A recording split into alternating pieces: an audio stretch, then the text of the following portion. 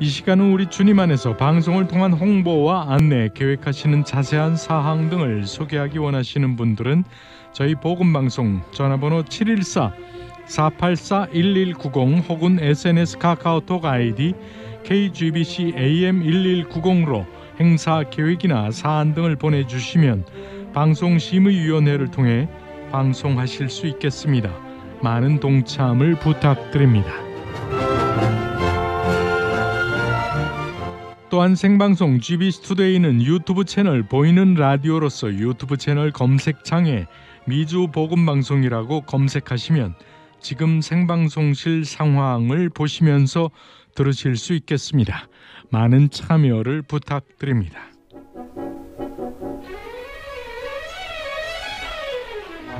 네, 그래서 GBC 투데이 이 시간 오늘은 인투 더 바이블 시간으로 말씀 묵상 사역에 헌신하고 계시는 김진국 목사님 자리에 함께 하셨습니다. 김진국 목사님 안녕하세요. 안녕하세요 목사님. 오랜만에 네, 반갑습니다. 인사드리겠습니다. 네. 김진국 목사님 지금 제가 성함과 직함만 간단하게 소개해드렸고 한 2-3년여 정도의 이제 저희들 이 시간 인투 더 바이블 시간으로 또 만나 뵙기도 했는데 오랜만에 뵈니까 인사와 더불어 본인 소개를 또 최근 근황을 좀 부탁을 드립니다. 네, 올해 한 2년 벌써 시간이 지났는데요. 네. 그때 목사님과 함께 하나님의 말씀을 이곳에서 전했었고요. 네. 또 여러 가지 저도 개인적으로 바쁜 시간을 보냈고요. 또 동시에 또 하나님 말씀을 깊이 준비하는 시간으로 네. 또 보냈습니다. 그리고 또 삶의 현장에서도 일도 했고 예. 여러 가지를 하면서 보냈고요. 또 목사님과 함께 누가복음을 통해서 다시 말씀을 나누고 또 성도님들에게 전할 수 있는 시간을 하나님께서 허락해 주셔서 이렇게 또 이 자리에 오게 됐습니다. 네. 네, GBC 투데이 오늘 이 시간 인투 더 바이블 시간으로 수요 말씀 묵상 시간으로 진행하고자 합니다. 네, 우리 김진국 목사님 그동안도 구약과 신약을 왔다 갔다 하시면서 한 권씩 택하셔서 또 말씀도 전해주시고 묵상해 주셨는데 그러면 오늘은 이제 또 어떻게 시작해 주실지 기대가 됩니다. 네, 목사님과 함께 누가복음을 함께 나누려고 하는데요. 네. 누가복음 속에는 하나님께서 잃어버린 자를 향하신 하나님의 큰 사랑이 누가복음 전체에는 펼쳐져 있습니다. 네. 코로나로 저희가 어려움을 겪고 있고 또 이 어려움이 지속되면서 우리를 향하신 하나님의 변함없는 사랑을 함께 나누고 또 그 하나님께 우리의 소망을 더 두고 싶은 마음이고 그 말씀을 함께 나누고 싶어서 누가복음을 선택했습니다. 네. 누가복음을 통해서 함께 말씀을 나누기를 원하는데요. 네. 제가 그러면 간단하게 누가복음의 개요를 좀 말씀드리면서 인투 더 바이블 또 하나님의 말씀 속으로 들어가도록 하겠습니다. 네. 누가복음의 개요는 기록자는 우리가 잘 아는 것처럼 누가입니다. 그러나 사실 사도행전과 한 권의 책으로 된 말씀입니다. 그래서 우리는 누가행전이라는 말을 사용하는데요. 혹시 성도님들께서도 또 이 방송을 듣는 애청자이신 주님의 백성들도 아마 들어보셨을 것입니다. 구약에서 제일 긴 성경을 우리가 시편이라고 한다면 아마도 신약에서 제일 긴 누가행전일 것입니다. 누가복음 24장이고 사도행전 28장이니까 도합 52장의 말씀입니다. 긴 말씀을 우리가 함께 나누려고 합니다. 네. 누가복음 속에는 놀라우신 하나님의 사랑이 담겨 있습니다. 그러므로 누가복음 전체의 주제를 잃어버린 자를 향하신 하나님의 사랑이라고 말할 수 있을 것입니다. 우리가 잘 알고 있는 탕자의 비유가 15장에 들어 있습니다. 바로 누가복음에 들어 있습니다. 탕자의 비유를 생각하면 누가복음 전체의 주제를 우리가 쉽게 기억하실 수 있을 거라고 생각을 합니다. 특히 누가복음은 먼저 유대인을 대상으로 주신 말씀이라기보다는 선택받지 못하였다고 여겨지는 이방인 믿는 자 모두에게 주시는 메시지입니다. 하나님의 구원 역사에서 제외되었다고 여겨지는 이방인들을 향한 하나님의 구원과 사랑의 메시지가 담겨 있습니다. 누가복음을 통해서 우리는 알게 되는 것은 하나님의 구원 계획이 단지 유대인에만 국한된 것이 아니라 모든 이방인을 포함한 온 세상 땅 끝까지 그 범위가 들어있는 것을 발견하게 됩니다. 우리가 아는 누가는 의사로 잘 알고 있습니다. 그러나 그 자신 역시도 자신이 유대인이 아닌 이방인이었습니다. 자신이 먼저 이방인이었습니다. 누가 자신이 하나님의 구원의 계획에서 제외되었던 이방인이었는데 하나님의 구원이 자신에게 포함된 것을 보게 됩니다. 이것은 동시에 우리에게 잃어버렸던 자였던 우리를 향하신 하나님의 사랑을 누가복음을 통해서 발견하게 된다는 것입니다. 누가복음 속에는 당시에 소외되었고 무시되었고 불명예스럽게 여겨졌던 여성들, 아이들과 가난한 자들이 많이 등장을 합니다. 그들을 사랑하신 하나님의 사랑을 발견합니다. 그 시대의 역사 속에 혁명과도 같은 메시지가 누가복음 속에는 등장을 하고 있습니다. 동시에 누가복음 속에는 기도에 대한 내용을 말하고 있습니다. 하나님의 백성은 그들의 필요를 위해 계속적으로 하나님께 기도해야 한다는 것을 말씀하고 있습니다. 누가복음 속에서 우리는 하나님의 자녀들이 구하는 것, 기도의 깊은 내용을 말씀하고 있습니다. 우리가 누가복음을 묵상하면서 주님께 깊이 기도하는 하나님의 백성이 되기를 기도합니다. 누가복음의 큰 특징 가운데 하나는 성령님에 대한 깊은 관심입니다.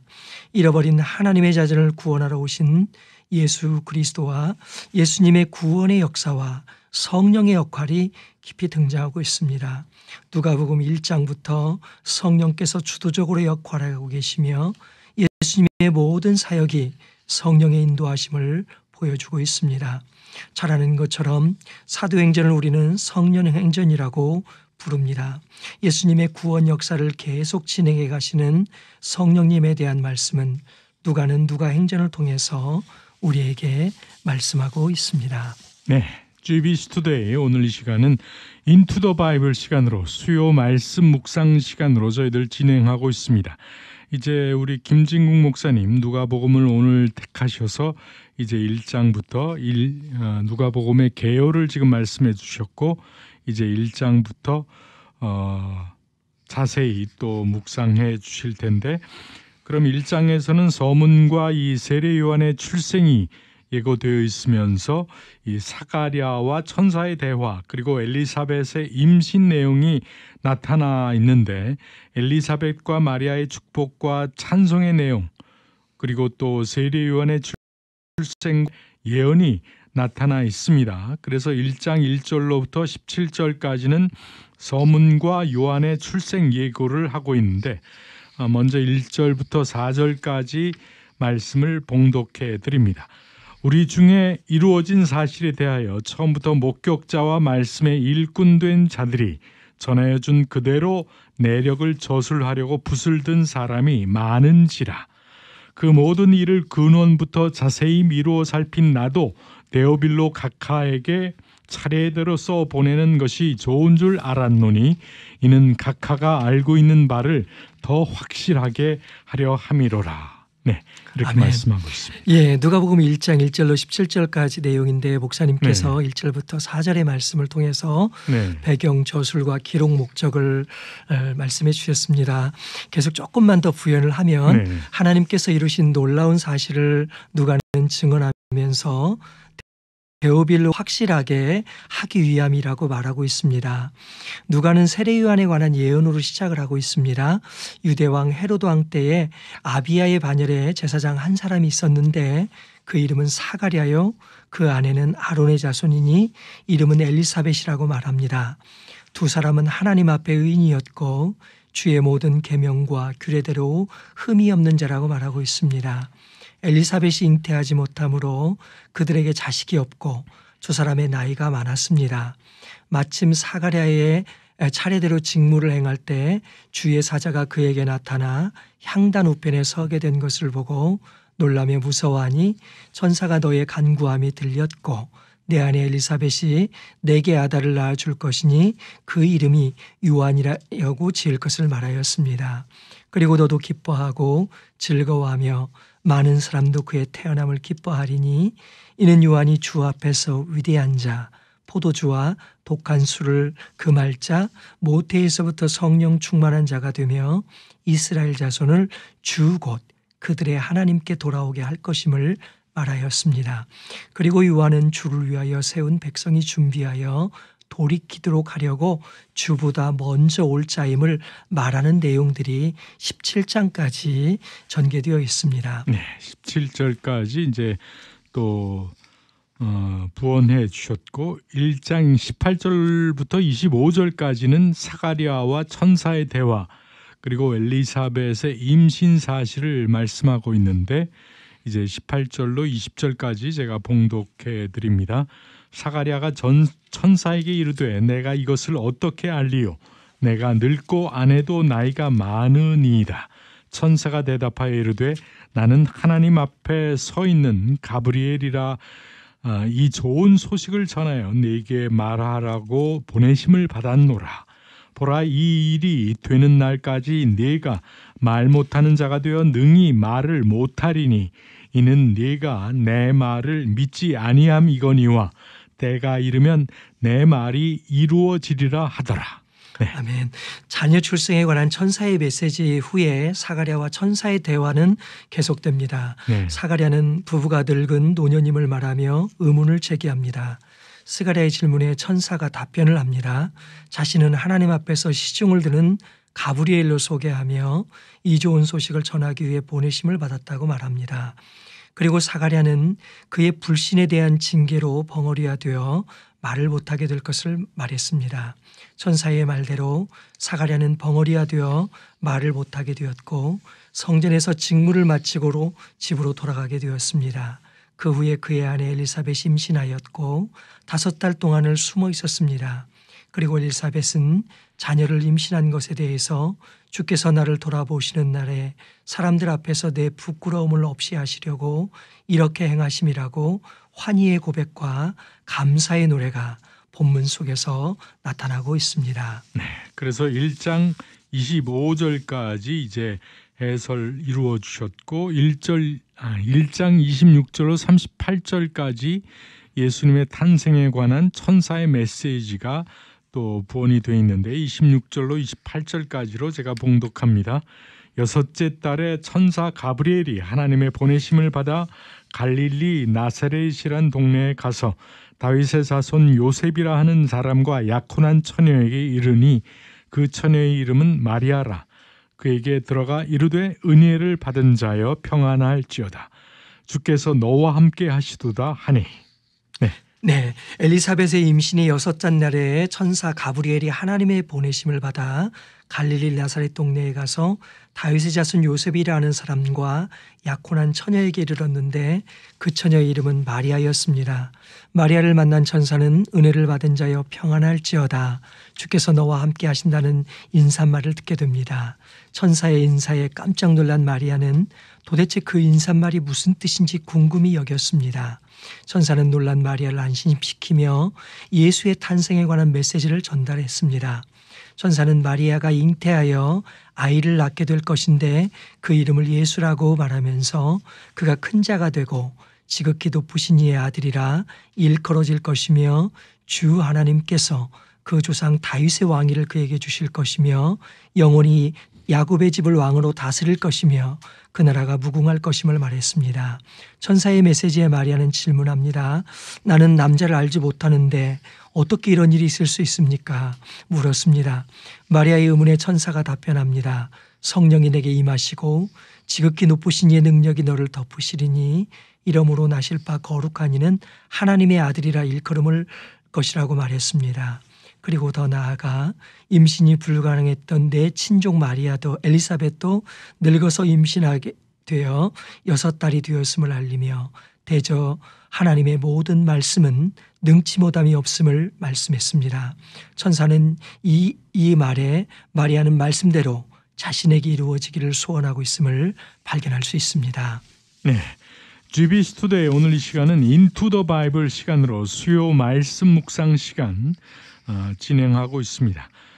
말씀 묵상 사역으로 수고하시는 김진국 목사님, 지금 말씀과 더불어 묵상 해설을 담당해 주고 계시는데요. 오늘은 누가복음 1장에 대해서 말씀을 나누고 있습니다.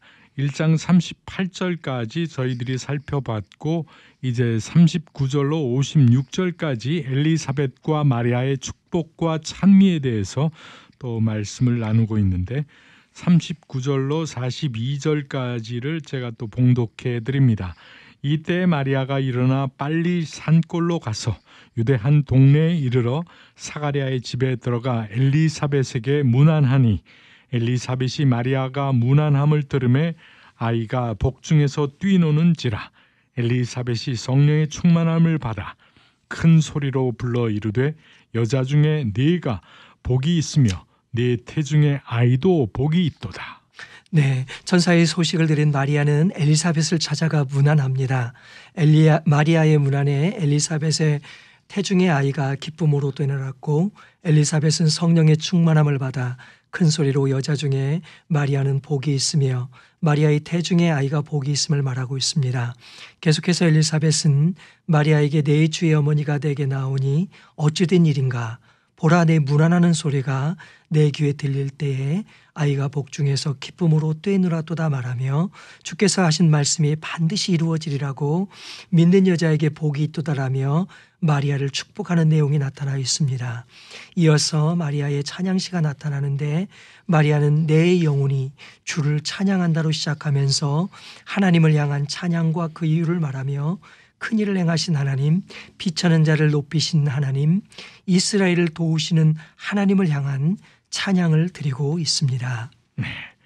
누가복음 1장 42절 56절까지 이제 해설해 주셨고 이제 1장 57절로 66절까지가 세례 요한의 출생에 대한 또 말씀인데 오늘 57절로 58절까지 말씀 제가 봉독합니다. 엘리사벳이 해산할 기한이 차서 아들을 낳으니 이웃과 친족이 주께서 그를 크게 긍휼히 여기심을 듣고 함께 즐거워하더라. 예, 본문에서는 세례 요한의 출생에 관한 내용이 나타납니다.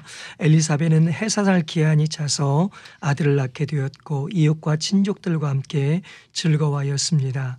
태어난 지 8일째 되는 날 관례대로 할례를 행하였으며 그 아버지의 이름을 따서 사가랴라고 하려고 할 때 엘리사벳은 요한으로 그 아이의 이름을 짓기를 원했습니다. 그러나 친족들에게 그러한 이름이 없음을 근거로 거부감을 표시하자 아버지 사가랴에게 묻기로 하였습니다. 이에 사가랴는 서판에 그 이름을 요한이라고 썼고 천사는 그에게 명한 대로 이름을 지었습니다. 이에 그 입이 열리고 혀가 풀리며 하나님을 찬송하였습니다. 그리고 요한의 이야기는 유대 산골에 두루 퍼지게 되었습니다. 그리고 장차 오실 메시아의 길을 예비하기 위하여 하나님은 그의 능력의 손으로 요한과 함께 하시고는 말하고 있습니다. 네, GBC 투데이 오늘 시간 인투 더 바이블 시간으로 수요 말씀 묵상 시간 우리 말씀 묵상 사역으로 지금 수고하고 계시는 김진국 목사님 말씀과 함께 묵상 나누고 있는데 오늘은 누가복음 1장 전체를 살펴보고 있습니다. 이제 1장 66절까지 살펴보았고 오늘의 본문이 이제 사가랴의 예언인 67절로 80절까지죠, 목사님? 네, 그렇습니다. 네. 사가랴의 찬양은 67절로 80절을 목사님과 함께 조금 더 살펴보려고 하는데요. 네. 사가랴의 찬양은 마리아의 찬양과 같이 자기 백성을 구원하기 위해 오실 구세주 예수님을 노래하고 있습니다. 네, 67절 말씀 제가 봉독합니다. 그 부친 사가랴가 성령의 충만함을 받아 예언하여 이르되. 예, 사가랴라는 이름의 뜻은 여호와께서 기억하신다라는 말씀입니다. 사가랴의 의심과 불신앙으로 인해 말을 못하게 되었던 그가 이제 거룩하신 성령의 충만함을 받아 예언하고 있습니다. 네, 68절 말씀 찬송하리로다. 주 이스라엘의 하나님이여 그 백성을 돌보사 속량하시며 우리를 위하여 구원의 뿔을 그 종 다윗의 집에 일으키셨으니. 예, 사가랴는 주 이스라엘의 하나님을 찬양하고 있습니다. 사가랴는 하나님이 찬양받으실 이유를 세 가지를 말씀하고 있습니다. 첫 번째는 그가 돌보셨다라는 말씀입니다. 이 말은 방문하셨다라는 의미로도 표현이 되고 있습니다. 하나님께서 구원하시려고 은혜스럽게 찾아오심을 말할 때 사용하고 있습니다. 하나님께서 그의 백성을 구원하시려고 은혜스럽게 찾아오신 것을 말씀하고 있고요. 두 번째는 그리고 속량하셨다고 말씀하고 있는 값주고 사신 것을 말하고 있습니다. 해방하셨다라는 건 말씀을 하고 있습니다. 세 번째는 하나님께서 우리를 위하여 다윗의 집에 구원의 뿔 메시아 구원자를 세우셨다라는 것을 말하고 있습니다. 오늘 성경에는 뿔은 힘을 상징하는 것입니다. 그러니까 힘과 능력을 가지신 구원자를 하나님께서 세우셨다라는 것입니다. 이 하나님을 지금 스가랴는 찬양하고 있습니다. 네, 이어서 70절 말씀, 73절 말씀까지 봉독합니다. 이것이 주께서 예로부터 거룩한 선지자의 입으로 말씀하신 바와 같이 우리 원수에게서와 우리를 미워하는 모든 자의 손에서 구원하시는 일이라. 우리 조상을 긍휼히 여기시며 그 거룩한 언약을 기억하셨으니 곧 우리 조상 아브라함에게 하신 맹세라. 하나님의 백성을 찾아오시고 속량하시고 구원의 뿔을 세우신 것은 즉흥적인 계획이 아니라 영원부터 매우 긴 시간 동안 영어 성경의 표현처럼 세상이 창조된 이후부터 거룩한 선지자의 입술을 통하여 말씀하신 것을 말하고 있습니다. 하나님의 말씀의 신실성과 정확성을 표현하고 있습니다. 하나님은 그분의 약속의 말씀대로 이루어 오신 분임을 스가랴는 그의 입술을 통해서 말씀을 하고 있습니다. 예수님을 통하여 이루시는 구원은 두 가지 때문임을 사가랴는 말하고 있는데 그것은 하나님의 사랑과 하나님의 약속 때문임을 말하고 있습니다. 예수님을 통하여 이루시는 구원의 일은 하나님의 크신 사랑 때문임을 말하고 있고 두 번째로 하나님께서 그분의 약속 때문인데 특히 아브라함과의 약속 때문이라고 70절부터 73절은 말씀하고 있습니다. 네, GBC 투데이 오늘 인투 더 바이블 시간으로 수요 말씀 묵상 시간 우리 말씀 묵상 사역으로 수고하고 계시는 김진국 목사님 오늘 누가복음 1장을 요약해서 묵상해 주셨는데 그러는 동안에 또 시간이 많이 지났기 때문에 일단 오늘 이 누가복음 1장을 통한 묵상적인 그 적용으로 마무리를 좀 해주시죠. 네, 오늘 지금 74절부터 80절의 내용을 저희가 조금 더 살펴봐야 되는데 시간이 다 돼서요. 묵상적 적용을 저희가 함께 나누려고 합니다. 지금 우리는 코로나의 고통으로 많은 어려움과 헤아릴 수 없는 비극을 맞고 있습니다. 찬양이 아니라 통곡과 눈물의 삶을 살고 있습니다. 비정상이 정상이 되는 시대를 살고 있습니다. 예측하기 어려운 미래와 여전히 공포스러운 삶을 살고 있습니다. 이것뿐만 아니라 시대를 살고 있습니다. 어느 시인은 이런 시를 썼습니다. 해답이라는 시인데요. 해답이 없다. 앞으로도 해답은 없을 것이고 지금까지도 해답이 없었다. 이것이 인생의 유일한 해답이라는 이런 해답의 시를 쓴 것을 보았습니다. 어쩌면 이 세상을 살아가는 사람들의 모습일 수도 있습니다. 해답이 없는 삶을 사는 생입니다. 그러나 하나님은 확실한 소망과 구원을 보이시고 나타내는 분이십니다.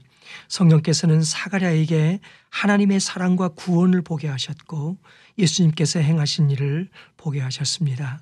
지금도 하나님께서는 믿음으로 주님을 바라보는 자들에게 구원을 나타내 주시는 분이십니다. 사가랴의 찬양을 통해 황폐한 인생에 아름다운 하나님의 그림으로 채우신 하나님의 사랑과 계획을 보게 됩니다.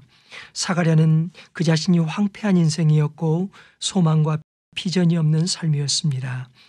그러나 하나님은 그를 찬양하게 만드셨습니다. 이 하나님이 우리도 찬양하게 만드실 것입니다. 그러므로 우리는 비록 코로나19와 함께 지난하고 고통스러운 환경 가운데서도 주님을 향한 순결한 믿음으로 걸어가는 것입니다. 그것이 복된 길이며 하나님께서 축복하시는 인생입니다. 사랑이 많으신 하나님의 애타는 심정, 그분을 향한 하나님의 백성을 향한 하나님 아버지의 애타는 마음을 우리는 1장에서 발견하게 됩니다. 특별히 사가랴의 찬양을 통해서 발견하게 됩니다. 그의 백성을 사랑하시고 함께 하시는 주님을 믿고 깊이 의지하기를 원합니다. 이제 누가복음 2장부터는 하나님 아버지 애타는 마음이 어떻게 예수님 안에서 나타난지를 우리는 다음에 보게 될 것입니다. 우리를 사랑하시고 그분의 백성을 위로하시며 함께 하시며 동행하심을 믿고 승리케 하실 주님을 믿음의 눈으로 바라보며 찬양케 하시는 하나님의 백성이 되기를 기도합니다. 특별히 누가복음은 그 주님을 우리가 만나게 될 것입니다. 아멘. 감사합니다. 네, GBC 투데이 오늘 이 시간 인투 더 바이블 시간으로 수요 말씀 묵상 시간으로 우리 김진국 목사님 말씀 묵상 사역으로 수고하고 계시는 김진국 목사님 수고해 주셨습니다. 함께해 주신 김진국 목사님 감사합니다. 감사합니다. 주님께서 복 주시는 은혜로운 한 주 되시기를 소원합니다. 네, 저희들 준비한 내용 여기까지고요. 지금까지 함께해 주신 성도 여러분 감사합니다. 네, 고맙습니다.